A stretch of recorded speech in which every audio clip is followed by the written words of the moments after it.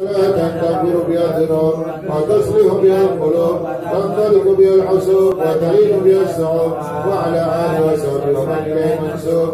اللهم صل على سيدنا محمد صلاة تنفر بها الذنوب وتصلح بها القلوب تنطلق بها الحسوب وتلين بها الصعوب وعلى آله وصحبه ومن إليه منسوب. سر الفاتحة.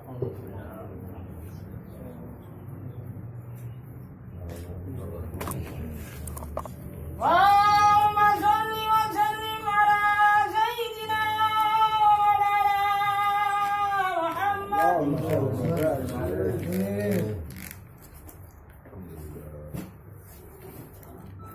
Bismillahirrahmanirrahim. Assalamualaikum warahmatullahi wabarakatuh. Setelah kita selesai membaca istighosah Wirdul Kabir, Wirdul Sabir, kita membaca sedikit hadis-hadis Nabi Sallallahu Alaihi Wasallam yang terdapat di dalam kitab Khosais Al-Ummah Al-Muhammadiyah, kekhususan atau keistimewaan yang dimiliki oleh umat Nabi Muhammad. Ya. Kita dulu juga kitab ini dinamakan dengan kitab Syaraful Ummah Al-Muhammadiyah, kemuliaan umat Nabi Muhammad. Banyak sekali keistimewaan-keistimewaan yang dimiliki oleh umat Nabi Muhammad, dimiliki oleh Nabi, yang tidak dimiliki oleh Nabi sebelumnya atau umat sebelumnya. Tapi sebelumnya kita harus mengingatkan kembali bahwa kita ini sebagai umat yang beriman, artinya semua apa yang diberitakan oleh Nabi itu harus diimani, ya, harus diimani, bukan dipercaya tapi diimani, ya. Ada yang tanya, apa bedanya percaya sama iman? Percaya sama iman hampir-hampir sama, ya. Saya percaya, saya beriman, hampir sama kalimatnya, sepintas, tapi maknanya jauh beda. Beriman dan percaya. Percaya artinya menerima, hati kita menerima suatu berita setelah melihat bukti, ya. Setelah melihat bukti baru nerima, itu namanya percaya, ya. Contoh apa? Ada tabrakan di pertigaan, ada tabrakan, Allah nggak percaya, nggak percaya. Loh, ini syutingannya, ya. Oh iya, ini gambarnya rumah bulan, ini lampu merahnya, ini musolanya kelihatan. Oh, jelas kelihatan. Oh, percaya saya, ya.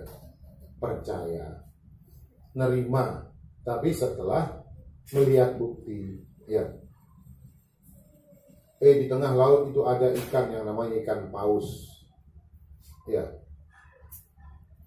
Nggak percaya. Siapa yang nggak percaya? Anak-anak yang masih kecil, yang masih belum tahu banyak kehidupan. Nggak percaya. Masa iya? Ditunjukkan loh. Ini loh buktinya. Ayo kita ngelihat ke kemana itu? Ke akuarium raksasa, umpamanya. Ada di tengah lautan, ngelihat terus flora dan fauna. Itu ikan paus namanya di tengah laut. Oh, percaya. Setelah melihat, gitu ya. Setelah melihat atau setelah mendengar buktinya, setelah merasakan, itu namanya percaya. Beriman artinya nerima walaupun tidak pernah melihat, walaupun tidak pernah menyaksikan. Itu nerima hati kita. Kita azab kubur pernah ngelihat apa enggak? Enggak pernah. Tapi Nabi menyampaikan, ngasih tahu azab kubur itu ada. Siapa yang bicara? Nabi. Kalau Nabi yang ngomong, saya wajib menerima. Loh, kamu belum melihat buktinya. Tidak perlu bukti, ya. Tidak perlu bukti. Hati saya tetap menerima karena yang ngomong Nabi. Nah, hati yang menerima suatu berita tanpa melihat, menyaksikan buktinya, itu namanya iman, gitu ya. Namanya iman. Nah, jadi kita untuk beriman kepada hal-hal yang tidak pernah kita dengar, tidak pernah bisa kita lihat, tidak pernah bisa kita cium dengan penciuman kita, tidak pernah kita rasakan dengan tangan kita. Kalau itu berita dari Nabi, kita wajib menerima. Ya, wajib menerima. Nah, menerima berita-berita ini namanya beriman. Ya. Masalah-masalah yang disampaikan oleh baginda Nabi atau disampaikan langsung oleh Allah tentang sesuatu yang tidak pernah kita lihat, tidak pernah kita dengar, tidak pernah kita saksikan, berarti itu namanya masalah apa? Masalah gaib, ya, masalah gaib. Dan sebagai orang yang muttaqin, sebagai orang yang bertakwa, kita harus syaratnya mengimani apa saja yang gaib, yang diberitakan oleh Allah, oleh Rasul, yang tidak pernah kita saksikan. Alif Lam Mim. Dzalikal kitabu la raiba fihi hudan lil muttaqin. Kitab ini, kitab Al-Quran ini adalah merupakan hudan, merupakan petunjuk. Petunjuk yang akan menyelamatkan. Untuk siapa? Hudan lil muttaqin. Untuk siapa? Petunjuk untuk orang yang bertakwa. Untuk yang bertakwa. Siapa orang-orang yang bertakwa? Orang yang bertakwa adalah alladzina yu'minuna bil ghaib. Pertama syaratnya untuk menjadi orang bertakwa, yu'minuna bil ghaib, beriman kepada urusan-urusan yang gaib, urusan-urusan yang tidak pernah dilihat oleh mata, tidak pernah didengar oleh telinga, tidak pernah tercium oleh kita, oleh hidung kita, tidak pernah kita rasakan bersentuhan dengannya. Tapi itu diberitakan oleh Al-Quran, maka kita harus menerima. Itulah termasuk salah satu syarat untuk menjadi orang bertakwa. Ya, pertama beriman dulu terhadap urusan gaib. Baru kemudian wa yuqimunas shalat, melaksanakan salat dan seterusnya, itu ya. Jadi untuk bisa menerima berita-berita dari Nabi, apalagi berita-berita dari Al-Quran, kita tuh perlu membuktikan apa enggak? Untuk menerima. Perlu kita membuktikan apa enggak? Mencari cara untuk membuktikan, untuk bisa menerima. Kalau kita masih butuh membuktikan, derajatnya bukan beriman, derajat percaya, ya. Beda itu percaya sama beriman. Makanya kalau kamu sih nggak percaya sama saya. Jadi percaya sama beriman kan beda. Kedengarannya seperti sama. Kamu dasar nggak percaya sama saya. Kalimatnya benar atau enggak? Kalau ada orang diomongi masih ngeyel terus nggak mau selalu minta bukti, kita kan mengatakan kamu nggak percaya sama saya. Benar nggak kata-kata itu? Bahasa Indonesia ini benar apa enggak? Benar, gitu ya. Kok nggak nyambung nih? Kalau sampai ngomong sama teman yang sudah diomongi nggak ngerti-ngerti, nggak mau nerima, nah sampai ngomong apa? Dasar kamu nggak percaya sama saya. Betul apa enggak? Ya. Betul. Atau kalau dirubah banyak, sampean sih nggak beriman sama saya. Kalimatnya benar apa enggak? Salah itu. Ya. Berarti percaya sama beriman beda, gitu ya. Ayolah, sampean percaya sama saya. Kata-katanya benar apa enggak? Percayalah sama saya. Benar. Sampean berimanlah sama saya. Benar apa enggak? Namanya siapa sampean saya beriman? Iya. Itu. Jadi percaya sama beriman beda. Syarat untuk menjadi orang bertakwa, pertama, semua berita dari Allah, semua berita dari Nabi harus kita terima. Tidak perlu kita membuktikan. Azab kubur itu ada apa enggak ya? Ada apa enggak? Kakak, saya mau buktikan. Saya mau buktikan. Untuk bisa menerima hati saya, karena akal tidak menerima sepertinya. Azab kubur tidak bisa diterima oleh akal. Saya kepingin buktikan. Mau beli CCTV, gitu ya. Mau beli CCTV, kameranya kecil, ya, disambung ke kabel, ya. Kalau kebetulan rumahnya di sebelah kubur, mungkin di belakang rumahnya ada makam umum, diam-diam pasang kabel, gitu ya. Disambungkan ke televisi itu, ke layar. Orang gali kubur, dipasang itu kamera, nyambung. Dalam rangka apa? Dalam rangka kepingin membuktikan. Ya. Kenapa? Karena hati saya belum menerima. Perlu atau enggak? Tidak perlu. Kalau kita mau melakukan itu karena belum menerima, itu berarti kita belum dikatakan orang beriman. Gitu ya. Bukan beriman, bisa-bisa kita dianggap murtad di situ. Kalau tidak menerima. Kenapa sebabnya kok dikatakan murtad? Ini kan ayat yang banyak menyampaikan, gitu ya. Banyak ayat menyampaikan. Hadis banyak yang menyampaikan tentang azab kubur, tentang nikmat kubur. Itu keimanan yang harus ditanam di dalam hati. Berarti sampean kan sering melihat itu di televisi, acara apa itu yang jadi pembawa acaranya itu dukun. Siapa itu? Acara perjalanan ritual, kepingin untuk menyaksikan alam gaib, gitu ya. Menyaksikan apa? Uka-uka namanya? Apa? Yang bawa acaranya, ya, uka-uka. Atau apa kok acaranya? Kepingin untuk melihat alam gaib. Bahkan ada di sini saya pernah lihat itu yang masang HP, gitu ya, rekaman, terus ditanam di mana? Di atasnya kuburan, dengar siksa kubur. Kita kalau menerima itu, kita punya akidah, kita akan semakin dangkal, ya. Semakin dangkal. Jadi kalau semakin dangkal, dibiarkan, lama-lama apa?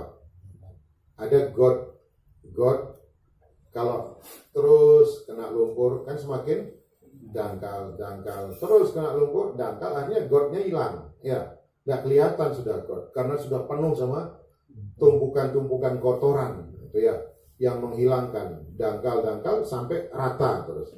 Berarti hilang Godnya.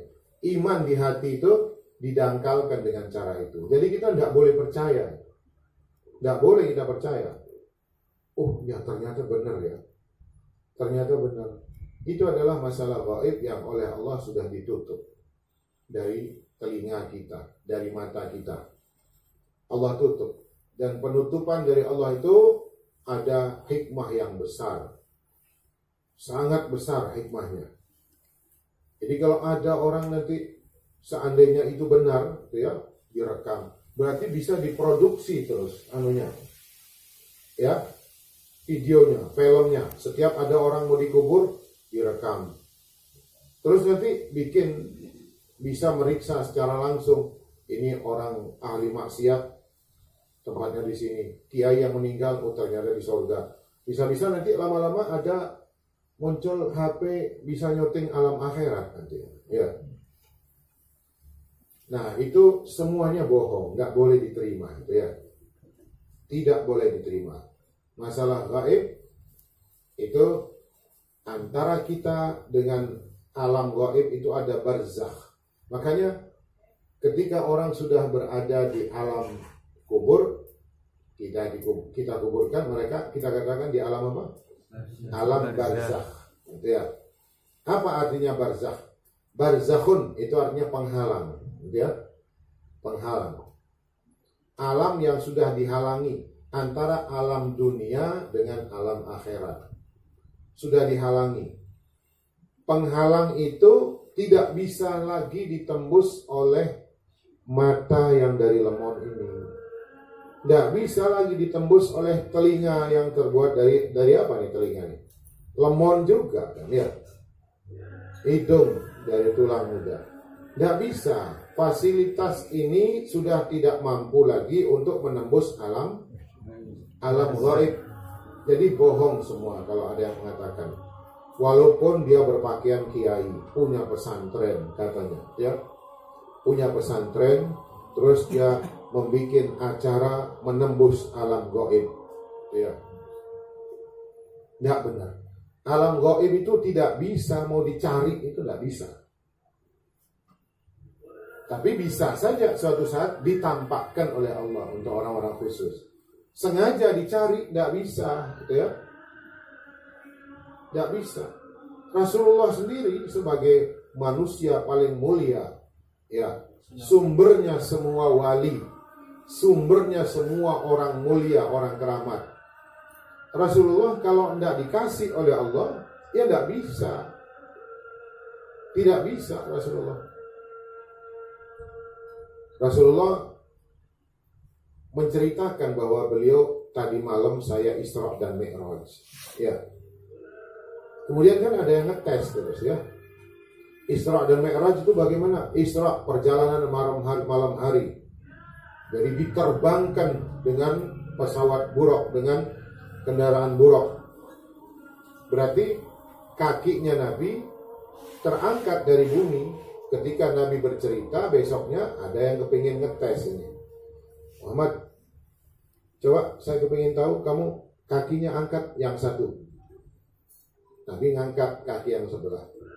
Setelah ngangkat kaki yang sebelah, Muhammad, jangan turunkan itu yang sebelah. Yang satu angkat juga. Bisa apa enggak? Hah? Enggak bisa. Kenapa? Nabi Muhammad kan basyarun, manusia, ya. Manusia. Sebagai manusia, siapapun juga, kalau berjalan, ya nempel kakinya di bumi, ya. Kalau kakinya nggak melayang, itu bukan manusia. Jadi sampai kalau tengah malam melihat ada orang ganteng atau mungkin melihat gadis cantik sekali manggil-manggil sampai lihat kakinya di bawah, wah melayang, ya. Kira-kira apa itu? Bukan manusia yang jelas itu, ya. Bukan manusia. Manusia ditakdirkan oleh Allah harus melangkah di muka bumi, nempel. Nabi juga termasuk. Kecuali di saat-saat yang diinginkan oleh Allah, ya. Di saat yang Allah yang menginginkan. Kalau Nabi menginginkan, Allah tidak mengizinkan, ya tidak bisa. Kan tidak bisa Nabi terus ngangkat kakinya yang sebelah itu. Saat tidak bisa, Muhammad, kamu ini ngangkat kedua kaki satu jengkal saja tidak bisa. Terus ngaku-ngakunya berangkat dari sini ke Palestina, ngakunya bisa melayang. Bohong kamu itu. Saya buktikan tidak bisa kamu. Nah ini urusan apa ini masalah ini? Masalah gaib itu. Masalah gaib. Nah karena dia tidak percaya, tidak menerima, dan ini sudah mau dikasih dalil yang macam-macam, tidak bakal nerima. Karena memang niatnya mau tidak percaya, bagaimanapun juga tidak mau nerima. Akhirnya oleh Nabi, kamu kalau kepingin jawabannya, kamu pergi tanyakan Ali bin Abi Thalib, ya. Tanyakan Ali bin Abi Thalib, nanti dia ngasih jawaban. Diserahkan ke Ali. Oh gitu ya, ya saya mau ke Ali. Ngomong lagi, ketemu Sayyidina Ali. Ali, itu temanmu Muhammad itu sudah saya tes. Tidak bisa jawab, tidak bisa membuktikan. Dan dia nyuruh saya nanya kamu. Kamu disuruh menjawab. Temanmu yang aku Nabi itu tidak bisa jawab. Sekarang kamu disuruh jawab. Sayyidina Ali ngomong, Nabi saja tidak bisa jawab. Kok saya harus jawab? Bagaimana caranya untuk menjawab? Oh sudah, dibuktikan aja. Langsung Sayyidina Ali ngambil pedang, langsung dibelah kepalanya, mulai dari bawah atas ke bawah. Ya, dibunuh. Orang itu dibunuh, belah jadi dua. Bukan putus jadi dua, belah dari atas ke bawah. Bayangkan, tajam apanya? Pedangnya Sayyidina Ali. Tapi selain tajam juga kekuatan tangannya Sayyidina Ali, ya. Sampai orang belah, jadi dua. Iya. Sayyidina Ali kemudian berangkat menuju Nabi, ketemu Nabi. Nabi tanya, Ali, saya ngirim orang untuk tanya kepada kamu. Sudah kamu jawab? Kata Sayyidina Ali, saya tidak bisa menjawab. Biar Allah langsung yang menjawab. Saya kirim dia ke Allah langsung. Katanya. Ya, biar Allah yang jawab. Saya kirim dia berangkat menuju Allah. Biar ketemu sama Allah. Ya. Jadi masalah gaib, ya, tidak bisa kita mau cari-cari, gitu ya. Kita mau cari-cari, kepingin cium baunya surga. Bagaimana ya? Ayo. Ini sekarang baru yang muncul di medsos ini yang sering kita lihat itu masalah ngelihat jin, gitu ya, ngelihat mendengar suara kubur, gitu ya. Kalau itu terus dipercaya, kita yang berarti kita mendukung mereka. Nanti mereka akan berinovasi terus ya, berinovasi. Nanti mereka akan bikin acara menembus alam surga, umpamanya, ya. Menembus alam surga. Nanti mereka akan mengaku-ngaku bisa melihat bidadari, syuting bidadari dengan alat HP.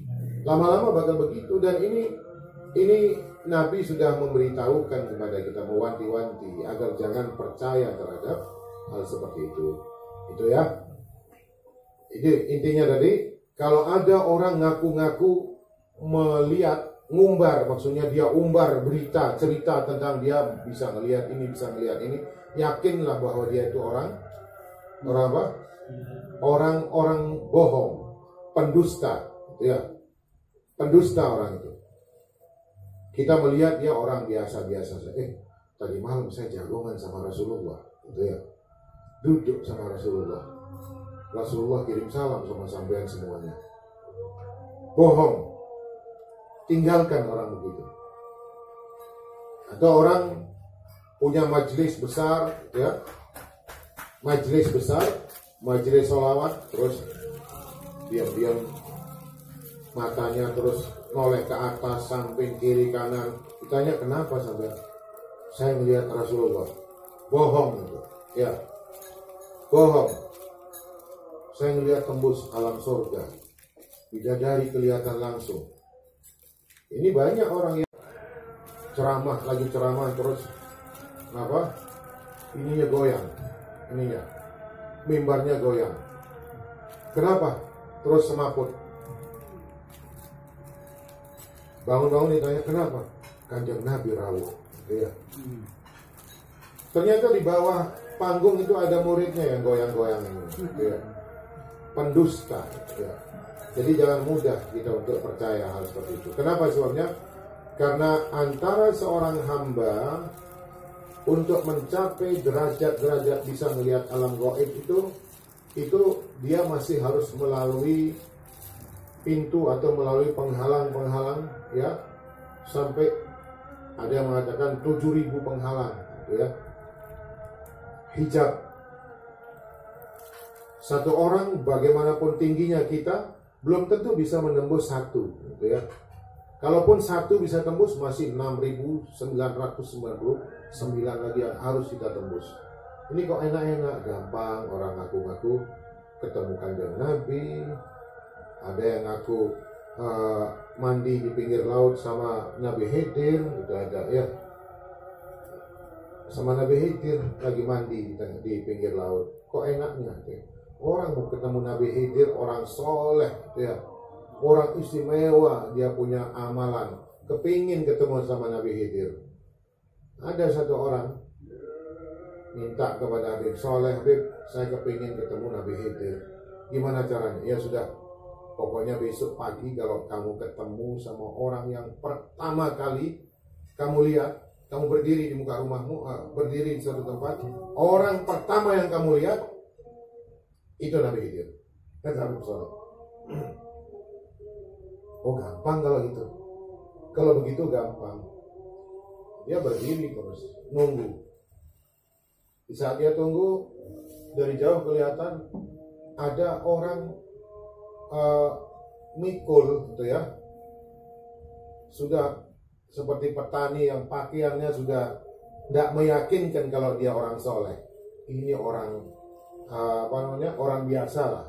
Kok mikul mau berangkat ke sawah? Dicuekin, dibiarkan. Mungkin, ya, mungkin itu lewat terus, dibiarkan sama dia. Ditunggu lagi orang-orang yang pakaian bagus, pakaian takwa, tidak ada yang lewat. Datang ke beliau, Beb, nggak ketemu saya. Loh, nggak ada orang lewat. Ada, tapi pakaiannya pakaian kayak petani turun dari sawah itu mikul sayur seperti mau berangkat ke pasar. Ya itu dia, katanya. Kata Beb, itu dia. Ya Allah, saya kira orang biasa. Ya. Sudah besok kepingin lagi, besok mulai lagi. Besok muncul lagi, ternyata orang singket, pakaian Tionghoa, gitu ya. Pakaian Tionghoa ya. Gimana sih pakaiannya? Orang Cina singket, gitu ya. Matanya sipit. Dibiarkan juga tidak mungkin. Sampai siang datang lagi, loh, yang tadi lewat orang Cina yang lewat. Ya itu dia. Sudah, sekali lagi kamu ada kesempatan, sekali lagi.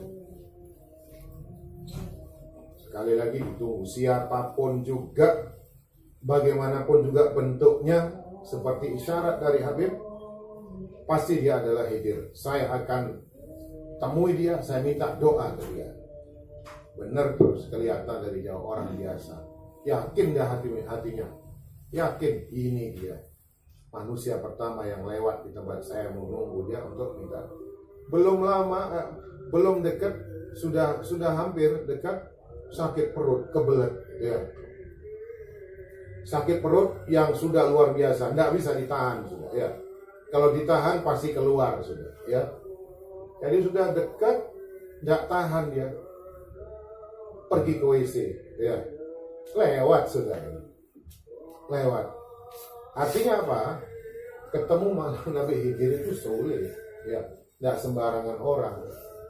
Ini ada orang baru ceramah berapa kali, baru punya umat, walaupun mungkin ribuan umatnya, terus ngaku-ngaku ketemu Nabi Khidir. Ya. Jangan dipercaya yang begitu. Jadi dicari tidak bisa. Tapi kalau Allah berkehendak, Allah kasih. Ya. Allah kasih. Sebagaimana kanjeng Nabi Rasulullah yang menghendaki Nabi Isra Mi'raj siapa? Ya Allah, bukan keinginan Nabi. Ya. Allah yang menghendaki berangkat terbang dengan kendaraan onta buruk itu. Di saat Nabi sendiri yang kepingin, bukan kepingin, Nabi sendiri yang disuruh untuk membuktikan, tidak bisa, saya manusia. Nabi-nabi yang lain, di saat Allah menginginkan untuk membuktikan kenabiannya, Allah takdirkan dia untuk diminta oleh orang, ayo kalau kamu benar Nabi Rasul, minta makanan dari langit. Di saat itu Allahumma anzil alaina ma'idatan minas sama, ya Allah minta tolong turunkan makanan dari langit. Allah berkehendak diturunkan, tapi tidak sembarangan, tidak tiap waktu makan minta makanan turun dari langit, tidak bisa, ya. Ada umat-umat termasuk Nabi Rasulullah dimintai kalau memang kamu Rasul itu kamu harus punya teman malaikat, autar kafis sama, autakunu lahu jannatun yakulu minha. Kalau memang Rasul, saya akan percaya kalau ada pendampingnya, malaikat kelihatan oleh saya, atau ada punya sorga yang dia makan dari situ. Setiap mau makan langsung tinggal ginikan tangan, langsung ada makanan. Ya nggak bisa, gitu ya. Itu masalah gaib yang merupakan ujian bagi setiap manusia. Tu'min aw la tu'min. Mau beriman atau tidak beriman, terserah. Ya, terserah. Kalau tidak beriman, tidak perlu minta bukti, tidak perlu minta, apalagi sekarang, tidak perlu minta bukti atau mencari bukti. Kalau sudah beriman, ya pelihara iman itu. Jangan mengikuti orang-orang yang mengajak kita untuk membuktikan semua urusan gaib. Ya. Nah, yang sekarang kita lihat ya masalah ini tadi, masalah alam kubur, melihat apa jin-jin itu ya, disyuting jinnya. Ya, yang di TV itu jin disyuting, itu semuanya bohong, tidak ada benarnya itu. Jangan kita ikut mempercayai. Kalau kita percaya, terpeleset akidah kita, dan kita, kalau orang terpeleset, setelah itu apa? Jatuh, bisa tersungkur, gitu ya, bisa nyemplung, semacam. Ya, kalau kepeleset, iman kita kepeleset, bisa tersungkur. Maksudnya apa? Bisa keluar dari sebagai orang mukmin, gitu ya.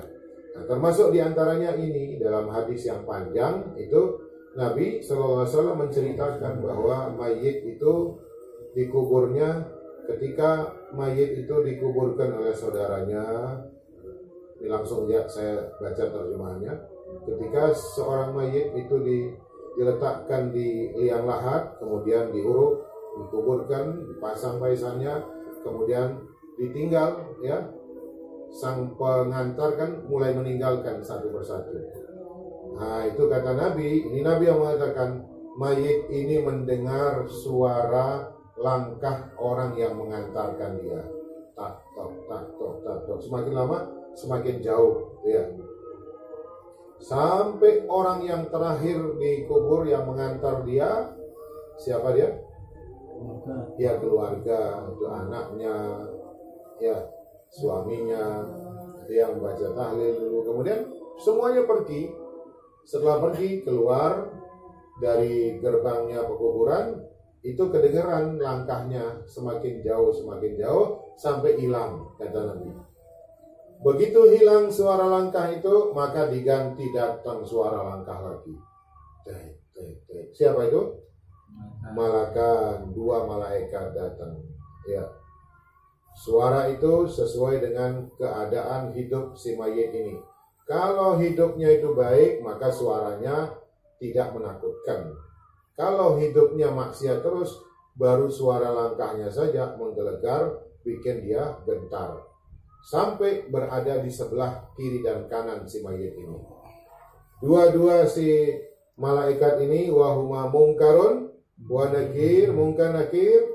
Kemudian kata baginda Rasul menceritakan mereka berdua mendudukkan si mayit, ya, didudukkan si mayit. Mayit itu duduk, kemudian ditanya, ditunjukkan wajah seseorang, ya, wajah seseorang ditunjukkan, kemudian ditanyakan, menurut kamu ini siapa? Ya, menurut kamu ini siapa?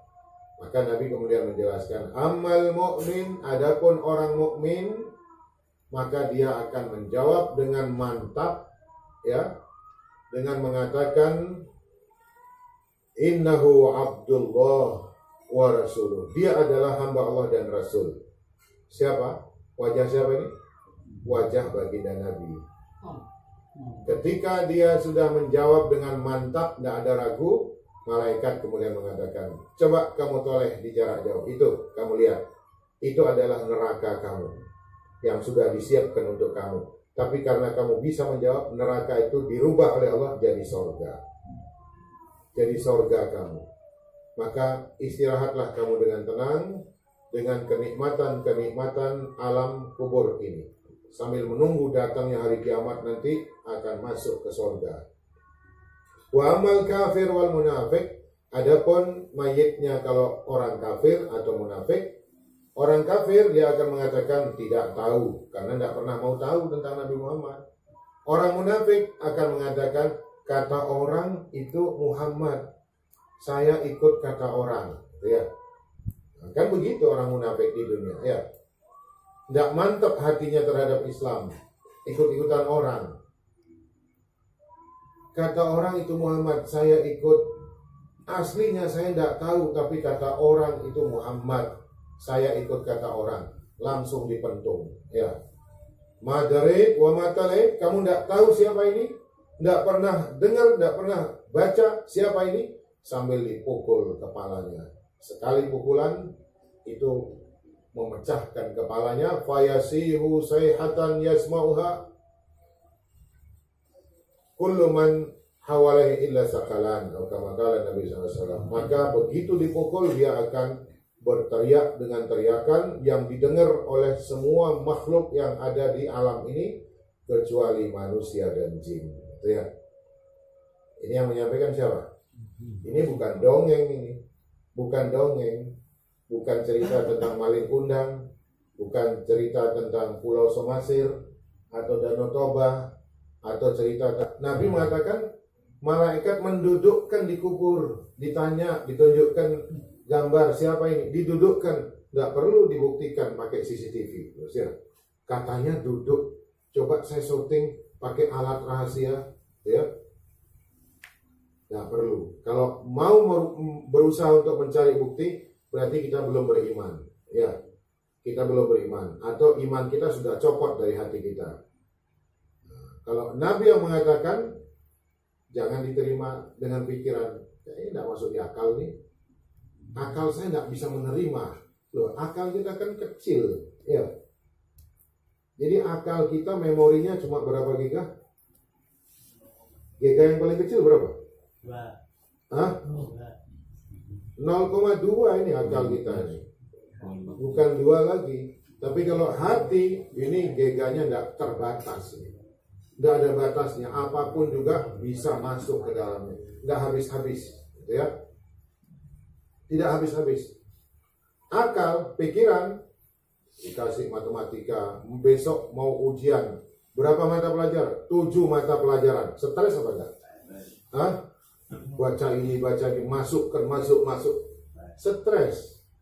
Bisa mau berangkat ke sekolahan, akhirnya berangkatnya ke kemana nanti?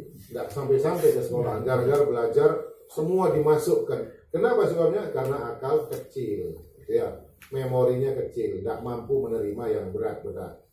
Masalah akidah ini masalah berat, jangan diterima dengan akal, hati bagaimana. Ya, mudah-mudahan manfaat. Allahumma hdina bihudak, waj'alna mimman yusari' bi ridhak, wa la tuwallina waliyan siwak, wa la taj'alna mimman khalafa amraka wa asak, wa hasbunallahu ni'mal wakil. La haula wa la quwwata illa billahil aliyyil azim. Sallallahu alaihi wasallam Muhammadin wa alihi wasallam. Walhamdulillahi rabbil alamin.